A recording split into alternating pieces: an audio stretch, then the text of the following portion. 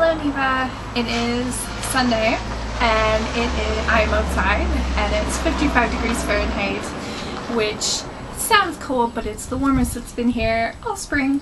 So I'm outside and enjoying it. And I'm here to tell you my favorite 5 Doctor Who episodes. And I'm finally gonna go watch the new one and super excited about that. So this was as hard for me as it was for you. I have lots and lots of episodes I really like. So I'm going to start with a small/large list of runners-up that I want to quickly touch on. Silence in the Library speaks for itself. I did not like it because of River's song. I hated River's song in that episode, and it's the only downfall of that episode for me. In fact, I pretty much overlooked it because of River's song until you had pointed it out, and I'm like, oh yeah, I thought that was one of my favorite episodes. I thought it was brilliant. It was written by Stephen Moffat, who is in charge of a lot of my favorite episodes and yours as well as 5th season and beyond, which is why I think the 5th season is so fantastic. It's because he's in charge of the series, apparently. I could go on and on about that episode, but it's not on my list, so I'm gonna let it be, and maybe we'll review episodes later on, older ones. I wrote down Journey's End as well for a runner-up. I don't remember finding the content all that excellent, but the character development and what happens and how it's Donna's last episode, and I remember just bawling.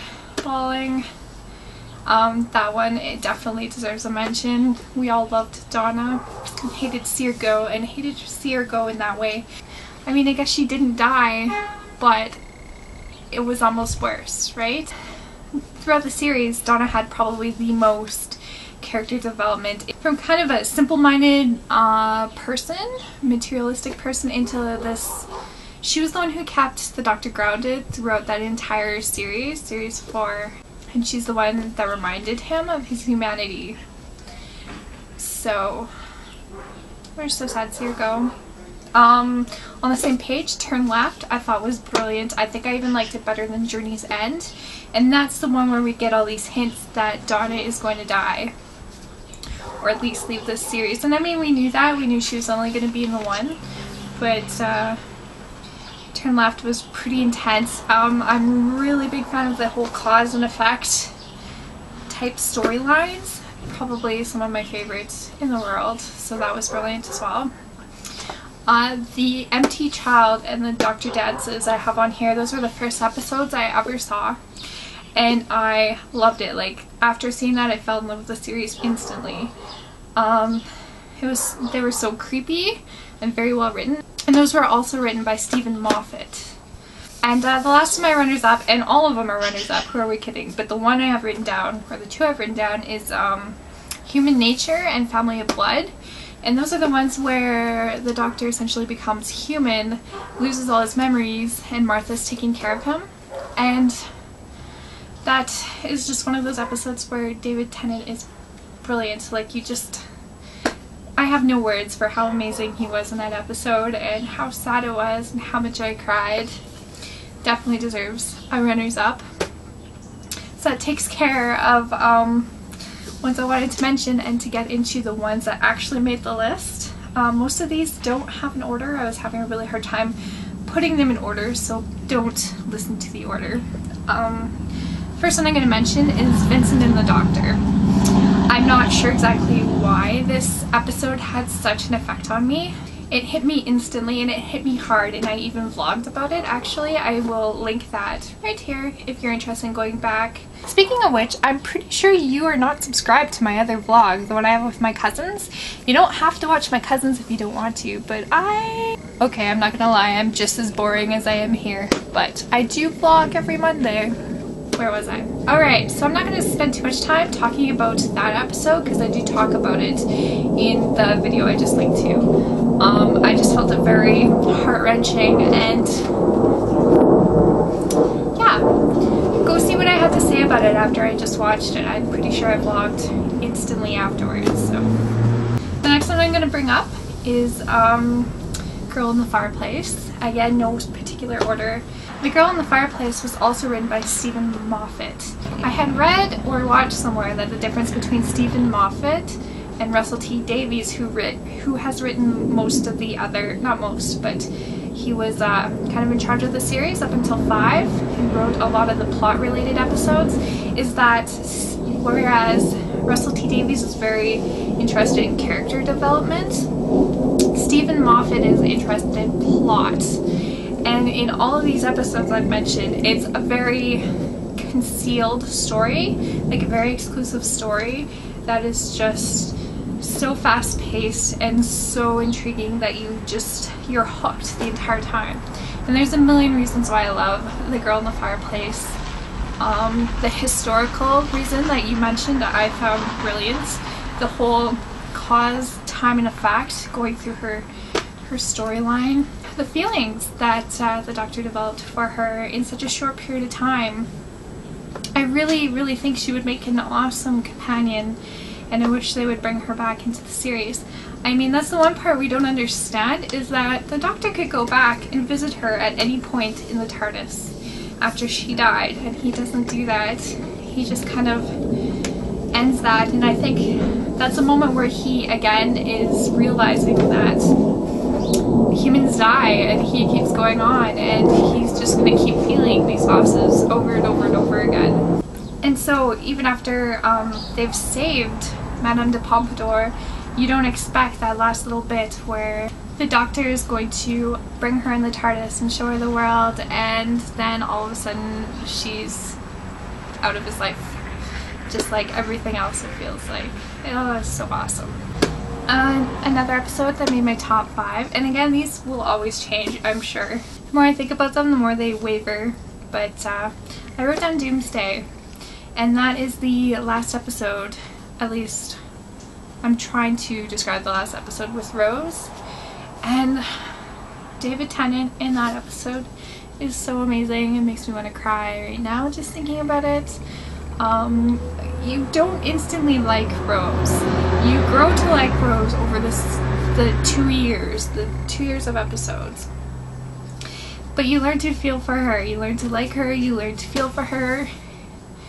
You know she's in love with him, and they are suddenly separated forever, ever, and they don't even get to say goodbye, I think. So just that one moment when they're on the opposite sides of the wall, and I cried so hard that moment. I didn't find the content of that episode interesting, like with all the ghosts and stuff. It was intriguing, and you end up feeling bad for the humans and whatnot, but it was just that one moment that made that episode worth including in top 5. So second to last to mention is The Beast Below, and I really want to rewatch that one soon, which was also written by Stephen Moffat. And if you've noticed, Stephen Moffat has the tendency to write in these really creepy characters, like the empty child, the little boy with the mask, the girl in the fireplace, he's got the clock crazies. In The Beast Below, there are those super creepy guys on the walls that you can tell if you're in trouble by the expression on his face. Oh, I'm so inspired by his writing, Neva. So inspired. Watching this series has made me remember that it is okay to create things. It's okay to create your own beings, your own characters. You don't have to write about what has already been established. You can create these brand new things, and that's what he's done in all of these episodes, is create all of these cool and creepy things. And they're creepy because we've never seen anything like them before. And yeah, I just find the show so inspiring for that reason. So The Beast Below was a huge statement, I find, on humanity.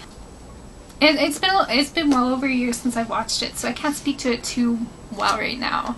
But I do want to vlog about that episode because it's one of my all-time favorites. I can't articulate properly right now, but I will. One day I will. And then obviously my number one, I can say this is number one, is Blink. Also written by Stephen Moffat. I'm not sure how much I've told you about this episode and myself, so I'm going to try to give you a quick little story about why I love it so much. The first few reasons are all the ones I've named before by Stephen Moffat, like the whole little exclusive plot line. The Doctor's barely even in it and it's still just the most amazing episode ever. The creepy antagonists. And the whole cause and effect type storyline. I hope you understand what I mean by that. I keep throwing it out there. The first time I watched all of the Doctor Who episodes was at work. I have a very mind-numbing job where I'm able to be very productive but still watch things in the corner of I've got two screens, my other screen here. So I watched all of the Doctor Who episodes for the first time like that. And this episode was so scary to me that before I hadn't even realized it, but I had stopped working and was just staring at the screen like this. So this episode scared me so bad that I gasped aloud, like, and I don't think I've ever done that before. And so I looked around and some people were giving me a funny look and I was like, ooh. And it takes a lot to scare me, Neva. There are only 2 movies I've ever watched that have kept me awake at night. 2 movies and this episode. I couldn't sleep for a week. And I put a lot of thought into it and I realized that it scared me so bad, I think, because when I was a kid, when I was scared of something, I had to stare into the darkness to make sure it wasn't there. I couldn't close my eyes or I felt like it would get me, and that's what this entire episode is about, is if you close your eyes, the monster gets you. And I didn't sleep. I didn't sleep for a week. I was so rough at work. And Christopher thought it was the best thing ever because like a week later, the people who were living upstairs, we were renting a basement suite, went out and bought these little stone things. I think one of them was a little cutie angel. It wasn't a weeping angel, and put it on our lawn, and Chris thought it was the best thing ever to move that around. I can't remember if he did or if he threatened to, but the thought was there. So that's my quick little spiel about Blink. It's brilliant. I love it. I was slightly disappointed in the Time of Angels and its accompanying episodes. I found that in trying to make them scarier, because I think they could actually kill you in those episodes, it took away the fright a little bit for me. Like, they were still pretty good, but they didn't make it. They didn't make the list. So I guess that's it for now. I'm going to run and I'm going to watch the new episode, yay! And then I'm going to review it for you in a video, hopefully a lot less shorter than this one is. So I hope you are having a fantastic Sunday, Easter Sunday, with your stepdad, and I will see you soon.